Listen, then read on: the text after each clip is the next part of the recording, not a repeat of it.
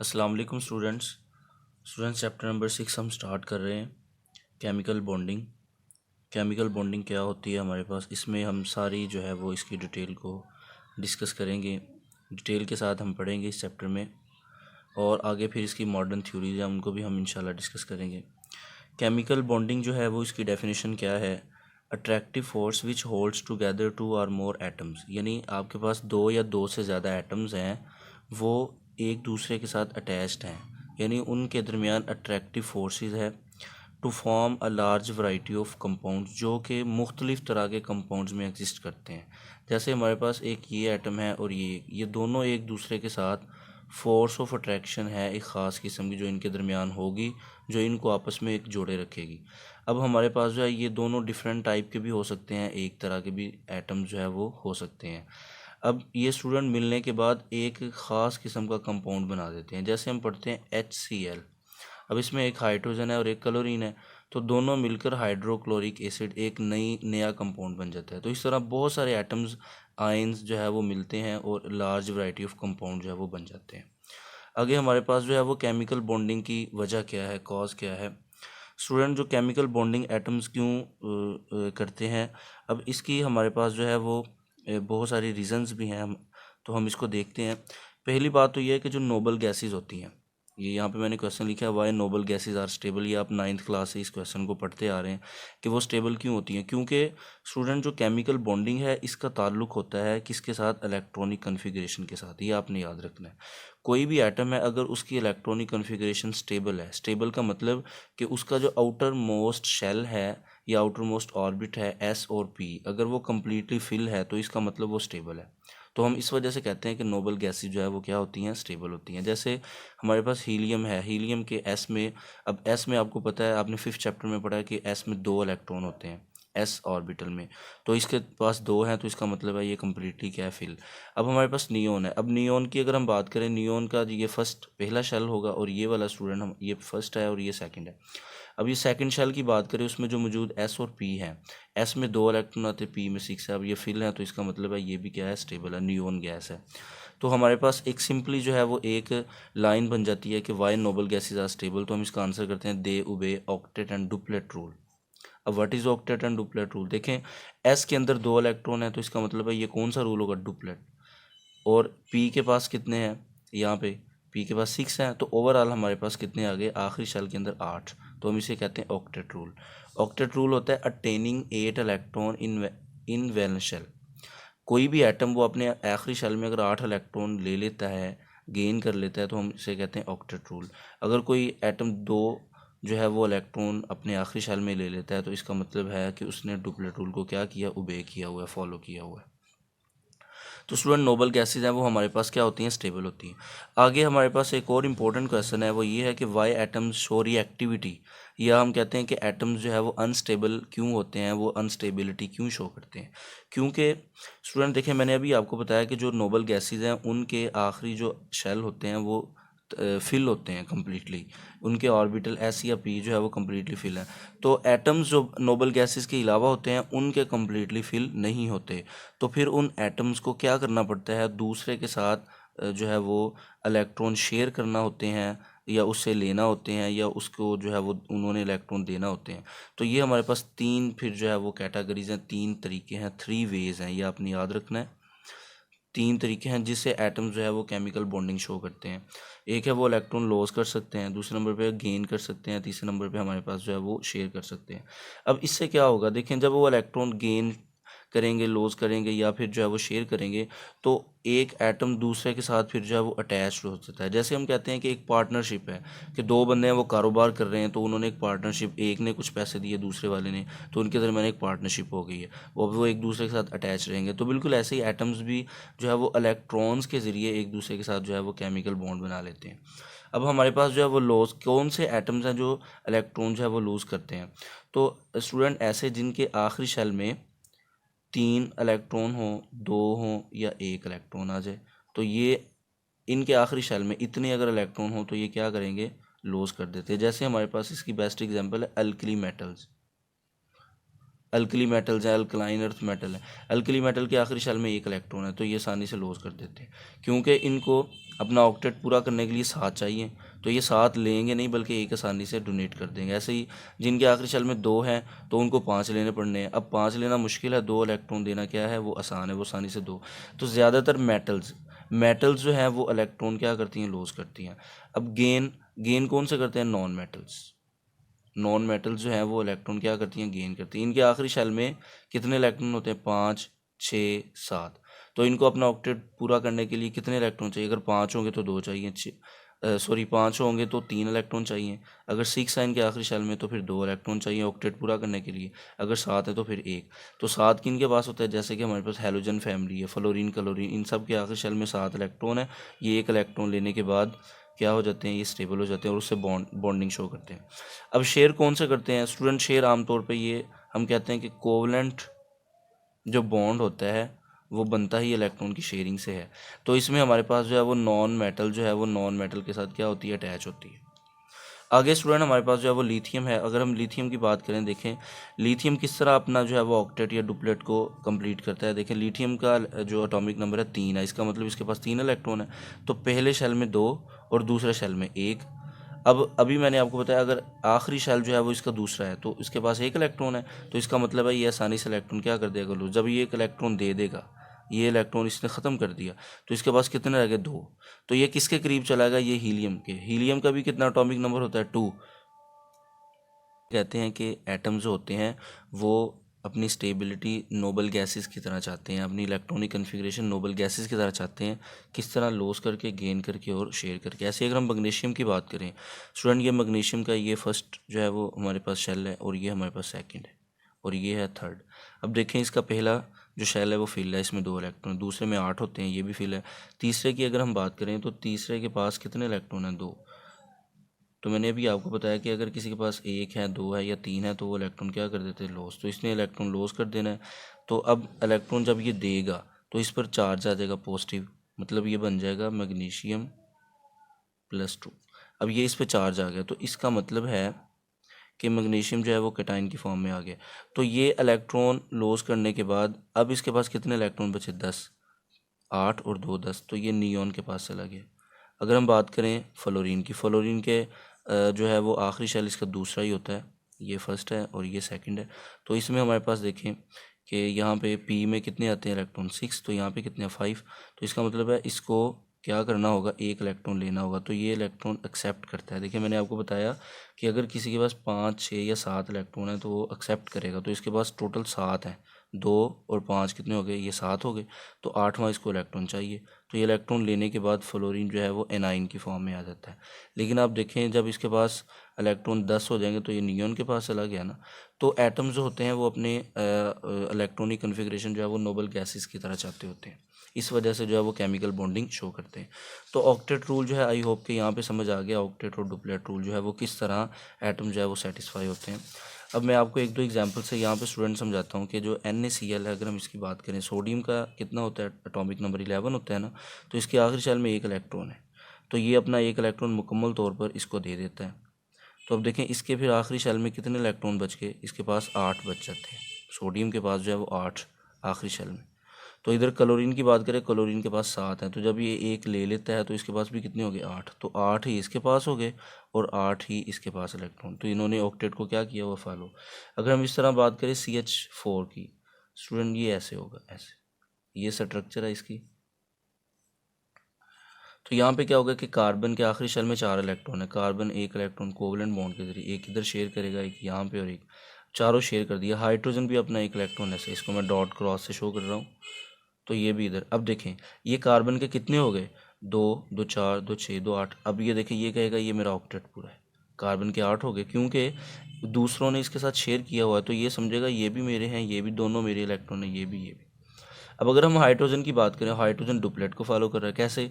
अब ये हाइड्रोजन कहेगा ये दोनों मेरे हैं, अब ये वाला कहेगा ये दोनों मेरे, मतलब इसके ये वाले दोनों आ जाएंगे, अभी इसके भी। तो इस तरह जो है वो ऑक्टेट और डुप्लेट रूल जो है वो एक केमिकल कंपाउंड जब बनता है तो उसमें जो है ये ओबे होता है, दोनों रूल जो है वो ओबे हो जाते हैं। और जो है स्टूडेंट्स इस तरह और भी बहुत सारी एग्जांपल्स हैं। अगर हम बात करें ऑक्टेट रूल की, तो ये इसकी कुछ लिमिटेशंस हैं। ऑक्टेट रूल एक यूज़फुल रूल है, ये आपने याद रखना है। यूज़फुल रूल तो है, लेकिन स्टूडेंट ये यूनिवर्सल नहीं है। यूनिवर्सल होता है, यूनिवर्सल रूल जो है ये नहीं है, ये आपने याद रखना है। क्यों क्यों नहीं है? क्योंकि बहुत सारे ऐसे केमिकल कंपाउंड हैं वो जिन पे ये जो है वो फॉलो नहीं होता, यानी जिन पे ओबे नहीं होता। जैसे हमारे पास जो है वो BeH2 है, बेरिलियम हाइड्राइड जो है। अगर हम इसकी बात करें तो स्टूडेंट अगर इसका स्ट्रक्चर देखें तो बेरिलियम है, इस तरफ हाइड्रोजन है, इस तरफ भी हाइड्रोजन है। अब यहाँ पर जो है बेरिलियम एक इलेक्ट्रॉन शेयर कर रहा है इधर भी, तो हाइड्रोजन भी एक अपना करेगा, एक इधर। तो अब देखें कितने हो गए यहाँ पे, 2 और 2 4, तो ऑक्टेट तो फॉलो नहीं हो रहा।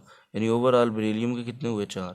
इसका तो डुप्लेट फॉलो हो रहा है हाइड्रोजन का, लेकिन बेरिलियम का नहीं हो रहा। तो इसका मतलब है कि यहाँ पे ऑक्टेट रूल नहीं लग रहा। नेक्स्ट स्टूडेंट हमारे पास जो है वो इनर्जेटिक्स ऑफ बॉन्ड फॉर्मेशन है। इनर्जेटिक्स का क्या मतलब है कि बॉन्ड फॉर्मेशन में जो एनर्जी इन्वॉल्व होती है वो किस तरह, कैसे जो है वो एक बॉन्ड बनता है और एनर्जी जो है वो किस तरह चेंज होती है। तो ये जो है वो वेरी इंपॉर्टेंट है, यहाँ पे इसको समझना है। तो आपको यहाँ तक फिर काफ़ी क्लियर हो जाएगा कि एक बॉन्ड जो है वो किस तरह बनता है। According to modern theory atoms form bond as it led to a decrease in energy. अब देखिए स्टूडेंट, उस वक्त बॉन्ड बनता है मॉडर्न थ्योरी के अकॉर्डिंग कि जब एटम्स एक दूसरे के करीब आते हैं और वो अपनी एनर्जी को क्या करते हैं, डिक्रीज़ करते हैं। डिक्रीज़ क्यों करते हैं स्टूडेंट? हाई एनर्जी पे एटम्स या इलेक्ट्रॉन ये अनस्टेबल होते हैं, क्योंकि इनकी उस वक्त काइनेटिक एनर्जी ज़्यादा होती है, ठीक है। तो जिसकी वजह से हाई एनर्जी पे ये अनस्टेबल होते हैं। अब जब हम एनर्जी लो करेंगे तो ये क्या शो करते हैं, स्टेबिलिटी शो करते हैं। ये आपने एक रूल अपने जहन में रखना है कि जो हाई एनर्जी पे होगा वो अनस्टेबल है। जैसे हम कहते हैं एक इलेक्ट्रॉन एक्साइट हो गया, वो अनस्टेबल है। जब वो डी एक्साइट होगा तो वो एनर्जी देकर, इमिट करके, लॉस करके, फिर वो डी एक्साइट होगा तो वो स्टेबिलिटी की तरफ आएगा। तो अब हम इसको एक एग्जांपल से पढ़ते हैं। हमारे पास एक ग्राफ है, इसमें हमने जो है वो ग्राफ के यहाँ पे हमने इंटरमॉलिक्यूलर डिस्टेंस लिया हुआ है ऊपर, ठीक है, और ये हमारे पास पोटेंशियल एनर्जी है। तो अब स्टूडेंट ग्राफ जो है वो यहाँ से इस तरह इस तरफ आ रहा है, ठीक है, ये आपने याद रखना है ऐसे। तो इसको ज़रा अगर मैं इसको थोड़ा सा एक्सप्लेन करने की कोशिश करता हूँ कि हमारे पास जो है वो 2 एटम्स हैं, दोनों हाइड्रोजन है। देखें यहाँ पे ये हाइड्रोजन, इन्होंने बॉन्ड बनाया एक दूसरे के साथ। अब क्या क्या हुआ कि एक हाइड्रोजन पहले ये बहुत ज़्यादा डिस्टेंस पे था, यहाँ पर सबसे ऊपर का मतलब है, देखें यहाँ पर ये वाली ये वैल्यू, तो यहाँ पर पोटेंशियल एनर्जी मैक्सिमम है। पोटेंशियल एनर्जी क्या है, मैक्सिमम। लेकिन आप देखें इंटर मालिक्यूलर डिस्टेंस भी मैक्सिमम है। इसका मतलब है कि जब एटम्स एक दूसरे से फासले पे होते हैं, डिस्टेंस पे होते हैं, उनकी एनर्जी ज़्यादा होती है और वो उनमें डिस्टेंस ज़्यादा होता है। अब जब स्टूडेंट ये करीब आएंगे तो इनमें आहिस्ता आहिस्ता एनर्जी इनकी क्या होगी, कम। देखिए ऊपर को पोटेंशियल एनर्जी बढ़ रही है, नीचे को क्या हो रही है, कम।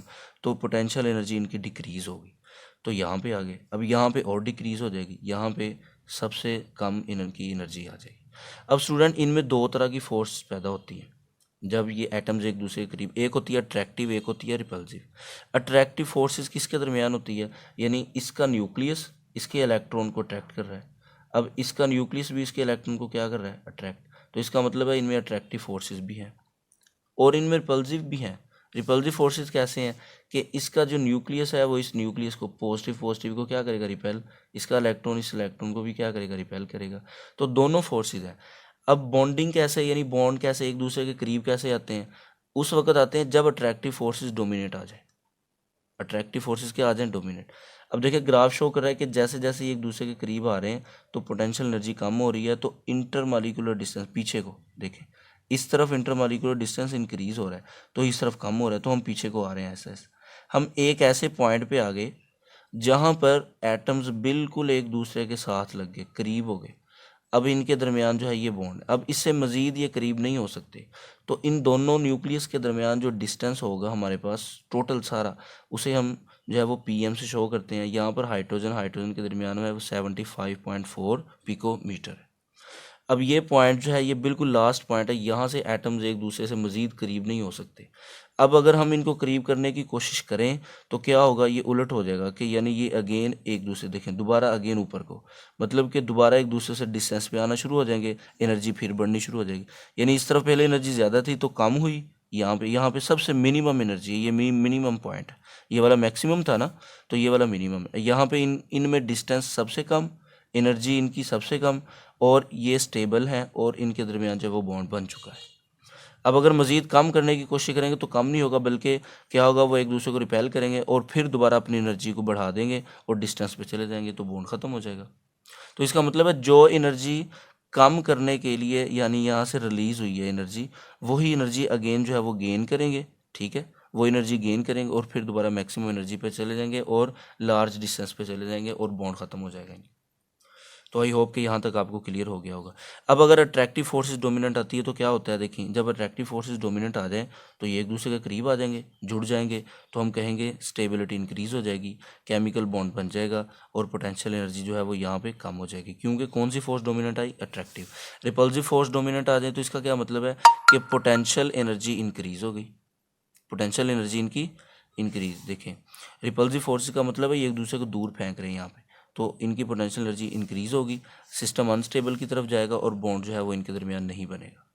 आगे हमारे पास जो है वो इसने एक तो एग्जांपल दी हुई है, देखें आप हाइड्रोजन, हाइड्रोजन जब हाइड्रोजन से मिलेगा तो H2 की फॉर्म में आ जाएगा हाइड्रोजन गैस, तो यहाँ पे डेल्टा H ये नेगेटिव में शो कर रहा है, इसका मतलब है देखें ऊपर से नीचे सिस्टम आया है, ज़्यादा एनर्जी से कम की तरफ आया तो एनर्जी रिलीज़ होगी, एक्सोथर्मिक रिएक्शन होगा। और यहाँ पे देखें उलट है कि ये अगर अगेन इसमें कन्वर्ट होना चाहे तो जो रिलीज़ की थी वही इन्होंने क्या करनी है, गेन करनी है। तो हाइड्रोजन जब दोबारा डीकम्पोज होगा तो हमारे पास जो एनर्जी इसने रिलीज़ की थी वही क्या है, जस्ट साइन चेंज हुआ है। तो ये आपने याद रखना है कि जो कंपोजिशन या डीकम्पोजिशन है ये एक दूसरे के उलट होते हैं। आगे बॉन्ड एनर्जी की, जो यहाँ पे बॉन्ड एनर्जी इन्वॉल्व है उसकी डेफिनेशन आप यहाँ से कर सकते हैं। अमाउंट ऑफ एनर्जी इवॉल्व, यानी वो एनर्जी इवॉल्व हुई जब दो एटम एक दूसरे के साथ मिनिमम डिस्टेंस पे आए, मिनिमम एनर्जी पे आए, तो सिस्टम जो है वो स्टेबलाइज हो जाता है उन दोनों का मैक्सिमम एक्सटेंट तक, जितना हो सके उतना वो स्टेबलाइज हो जाता है। तो ये हमारे पास जो है वो बॉन्ड एनर्जी की डेफिनेशन है। आगे स्टूडेंट हमारे पास जो है ट्रेंड है इसका। अब ट्रेंड का मतलब क्या है, नेक्स्ट स्टूडेंट हमारे पास जो है वो कुछ प्रॉपर्टीज़ हैं जो हम पीरियोडिक फंक्शंस जिनको हम कहते हैं पीरियोडिक टेबल के रिलेटेड, उसमें सबसे इंपॉर्टेंट है एटॉमिक साइज़। एटॉमिक साइज़ जो है वो क्यों इंपॉर्टेंट है, क्योंकि ये स्टूडेंट बहुत सारी फिजिकल और केमिकल प्रॉपर्टीज़ के साथ रिलेट करता है। अब यहाँ पर हमारे पास जो है एटॉमिक रेडियस जो है वो एटॉमिक साइज़ के रिलेटेड टर्म है, हम इसको डिस्कस करेंगे। एटॉमिक रेडियस क्या होता है, average distance between the nucleus and its outermost electronic shell, यानी कि हमारे पास एक एटम है, लेट्स मैं कहता हूँ ये इसका आउटर मोस्ट, न्यूक्लियस से आउटर मोस्ट सेल के इलेक्ट्रॉन तक जो डिस्टेंस है इसे हम क्या कहते हैं, एटॉमिक रेडियस कहते हैं। और जो है हम इसको डिटरमाइन कर सकते हैं किस तरह, हम एक्स रेज़ के ज़रिए या स्पेक्ट्रोस्कोपिक मेजरमेंट के ज़रिए। इसके लिए जो यूनिट यूज़ करते हैं वो पिकोमीटर, नैनोमीटर या एंगस्ट्रॉन यूज़ करते हैं। अब स्टूडेंट इसमें जो है एटॉमिक रेडाई जो है वो हम क्यों नहीं 100% या एग्जैक्ट जो है वो मेजर नहीं कर सकते, इसकी रीज़न क्या है। एक तो बात ये है कि जो एटम्स हैं उनके दरमियान उनके पास जो है कोई शार्प बाउंड्री नहीं है। जैसे हम आमतौर पे जब एटम्स का स्ट्रक्चर ड्रा करते हैं तो हम इस तरह करते हैं। अब इसका ये मतलब नहीं है ये इसकी बाउंड्री है, ये स्टूडेंट एक जस्ट हम मेंशन करते हैं कि यहाँ पे इलेक्ट्रॉन रिवॉल्व कर रहे हैं एक शेल में, असल में ऐसा होता नहीं है, ना ये हमें नज़र आते हैं। जस्ट जो है ये एक इलेक्ट्रॉनिक क्लाउड है, यानी ये फैला हुआ एक क्लाउड होता है जिसमें इलेक्ट्रॉन के पाए जाने का इम्कान जो है वो मैक्सिमम होता है। दूसरे नंबर पे हमारे पास इलेक्ट्रॉनिक प्रोबेबिलिटी डिस्ट्रीब्यूशन है, यानी कि इलेक्ट्रॉन इतने डिस्ट्रीब्यूट हो जाते हैं कि हमें उनकी एग्जैक्ट पोजीशन का भी नहीं, कि इलेक्ट्रॉन यहाँ पे हो सकता है, यहाँ पे हो सकता है, कहाँ पे हो सकता है, तो हम वो भी एक्सप्लेन नहीं कर सकते। तो इस वजह से जो है वो इसमें इतनी प्रिसीजन यानी इतनी एक्यूरेसी नहीं होती जो एटम्स के दरमियान। तो हम जो है वो क्या करते हैं, हम एक और टर्म यहाँ पे यूज़ करते हैं कि हमारे पास दो एटम्स हैं, हम उनको जोड़ते हैं, उनके न्यूक्लियस का हाफ कर लेते हैं। दोनों सेम होने चाहिए, ये भी शर्त है यहाँ पे कि अगर दोनों सेम हो, जैसे हमारे पास जो है वो अगर कार्बन है ये भी कार्बन है तो इनके दरमियान डिस्टेंस है 154 है, तो अगर हम इसका हाफ कर लें, हाफ कितना होगा, वो 77 pm होगा, तो हम कहेंगे एक कार्बन का जो डिस्टेंस है वो कितना है 77, टोटल 154 pm है। तो इस तरह जो है वो हम इसको एक्सप्लेन कर सकते हैं एटॉमिक रेडियस को। नेक्स्ट स्टूडेंट हमारे पास जो है इसका ट्रेंड है पीरियोडिक टेबल में, इन पीरियड जो है वो एटॉमिक साइज़ क्या होता है वो डिक्रीज़ होता है। क्यों, क्योंकि रेगुलर चार्ज जो है वो इंक्रीज़ होता है। अब रेगुलर चार्ज जब इंक्रीज़, मतलब कि रेगुलर चार्ज का क्या मतलब है स्टूडेंट, देखिए हमारे पास ये न्यूक्लियस है। अब न्यूक्लियस में जितना पॉजिटिव चार्ज इंक्रीज़ होगा उतने ही बाहर इलेक्ट्रॉन इंक्रीज़ हो रहे हैं और उतने ही ज़्यादा उनकी अट्रैक्शन बढ़ रही है, ठीक है। अब जितनी अट्रैक्शन बढ़ेगी उतना ही जो है वो साइज़ जो है वो पिचक जाएगा, छोटा स्मॉल हो जाएगा। और इस तरह पीरियड में आपने याद रखना है जो नंबर ऑफ़ शेल हैं वो बढ़ते नहीं हैं, वो सेम रहते हैं। अगर पहला पीरियड है तो इलेक्ट्रॉन की तादाद बढ़ती रहेगी, या अगर दूसरा या तीसरा पीरियड है इलेक्ट्रॉन की तादाद तो बढ़ती रहेगी लेकिन शेल जो है वो सेम रहेगा, शेल कभी भी चेंज नहीं होगा। दूसरे नंबर पे हमारे पास वजह है कि ये कि शील्डिंग इफेक्ट वो भी सेम होता है। अब शील्डिंग इफेक्ट क्या होता है हम इसको आगे पढ़ेंगे, यहाँ पे आपने जस्ट ये इसको जो है वो याद रखना है कि शील्डिंग इफेक्ट जो है वो चेंज नहीं होता। ग्रुप की अगर हम बात करें तो स्टूडेंट एटॉमिक रेडियस जो है वो ग्रुप में इंक्रीज होता है, साइज़ बढ़ जाता है। क्यों? क्योंकि शेल बढ़ते हैं। देखिए अगर इसका एक शेल तो दूसरा शेल आ गया तो साइज़ बढ़ गया, तीसरा आ गया तो और बढ़ जाएगा। तो शेल के बढ़ने से साइज़ अंडरस्टूड बात है क्या हो जाता है, इंक्रीज़ हो जाता है। दूसरे नंबर पे इसमें ये होता है कि हमारे पास शील्डिंग इफेक्ट जो है वो इंक्रीज़ होता है। शील्डिंग इफेक्ट मतलब, अब शील्डिंग इफेक्ट को हम पढ़ लेते हैं यहाँ पे। शील्डिंग इफेक्ट स्टूडेंट होता है कि अगर एक न्यूक्लियस है, वो उसका और आखिरी शेल के दरमियान जो इलेक्ट्रॉन्स है, जो अट्रैक्शन है, वो दरमियान वाले इलेक्ट्रॉन्स आने की वजह से कम हो जाती है। जैसे कि एक बंदे का दूसरे के साथ डायरेक्ट रिलेशन है, अब एक का डायरेक्ट रिलेशन नहीं है, इनडायरेक्ट है, तो जो इनडायरेक्ट रिलेशन है वो इतना स्ट्रॉन्ग नहीं होता। तो ऐसे ही यहाँ पे शील्डिंग इफेक्ट जो है ये हमारे पास एक एटम्स की लिमिटेशंस आप इसको कह सकते हैं कि जो न्यूक्लियस है वो आखिरी शेल में मौजूद इलेक्ट्रॉन को इतना मजबूती से अट्रैक्ट नहीं कर सकता। क्यों? दरमियान में इलेक्ट्रॉन्स आ जाते हैं, इधर इधर भी आ जाते हैं इधर, जिसकी वजह से इसके साथ अट्रैक्शन जो है वो कम हो जाती है, वीक हो जाती है। तो हम इसको डिफाइन करेंगे, decrease in attraction of nucleus and valence electron due to the presence of intervening electron, यानी दरमियान वाले इलेक्ट्रॉन की वजह से। इसे हम कहते हैं शील्डिंग इफेक्ट। तो आई होप कि आपको समझ आ गई। अब शील्डिंग इफेक्ट का ट्रेंड भी यही है जो यहाँ पे लिखा हुआ है, ये वाला, ये सारा शील्डिंग इफेक्ट जो है देखें पीरियड में शील्डिंग इफेक्ट रिमेन सेम। क्यों? क्या देखें स्टूडेंट, अगर हमारे पास एक एटम है, अब उसका जो शेल है वो वही है, मतलब दूसरा शेल है, लेकिन इलेक्ट्रॉन की तादाद बढ़ रही है, तो इससे तो कोई फ़र्क नहीं है। न्यूक्लियस इसको भी उतना अट्रैक्ट करेगा, इसको भी उतना, क्योंकि दरमियान में इलेक्ट्रॉन नहीं बढ़ रहे। अगर हम बात करें ग्रुप की, तो ग्रुप में शेल बढ़ने से दरमियान में नंबर ऑफ इलेक्ट्रॉन बढ़ते हैं, तो आखिरी जो वैलेंस शेल है, यानी दरमियान में नंबर ऑफ इलेक्ट्रॉन बढ़ने से तो वैलेंस शेल का जो इलेक्ट्रॉन है वो उतना दूर होता जाता है। तो ग्रुप में शील्डिंग इफेक्ट बढ़ता है और पीरियड में shielding effect almost remain same. तो ये जो है वो हमारा आज का टॉपिक था।